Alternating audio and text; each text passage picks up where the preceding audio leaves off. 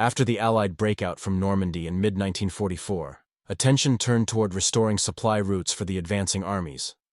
Antwerp, captured almost intact in early September, offered a deep water port. Yet the estuary leading to it, the Scheldt, remained under German control. Its narrow channels, fortified banks, and flooded lowlands made access impossible until the surrounding territory was cleared. Commanders discussed the growing logistical strain on Allied operations. Fuel shortages slowed armored movements, and reliance on distant ports stretched supply lines. Concerns rose about German units reinforcing positions along the estuary, especially on Walcheren Island. These issues pushed planners to reconsider priorities and allocate resources. Weather along the Dutch coast added delays. Strong tides and autumn rains flooded polders and limited mobility. Reconnaissance reports highlighted the difficulty of operating in marshy terrain.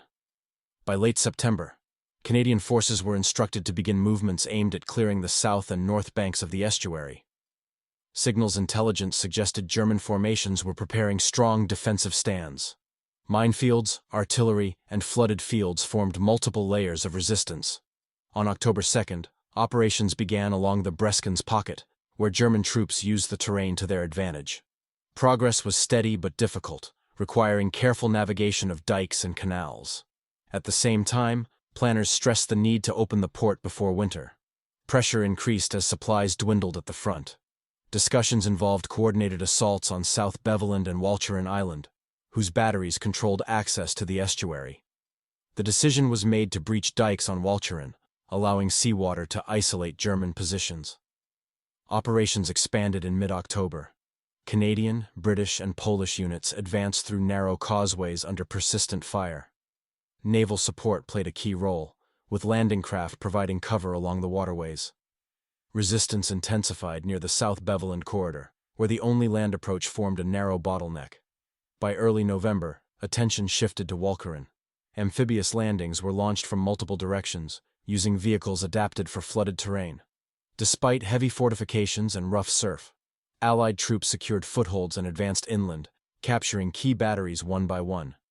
As fighting continued, broader strategic concerns influenced decision-making. Operations in the Scheldt coincided with preparations for deeper pushes into Germany, increasing the urgency of securing reliable supply channels. Commanders reviewed the distribution of forces and air support as the final stages unfolded. On the 8th of November, the last German positions on Walcheren surrendered. With the estuary cleared, minesweepers began work, ensuring safe passage for convoys. By late November, the first Allied ships entered Antwerp, reopening the port and improving the logistical situation on the Western Front. Thanks for watching. For more historical content, be sure to subscribe. And if you found this video informative, don't forget to like.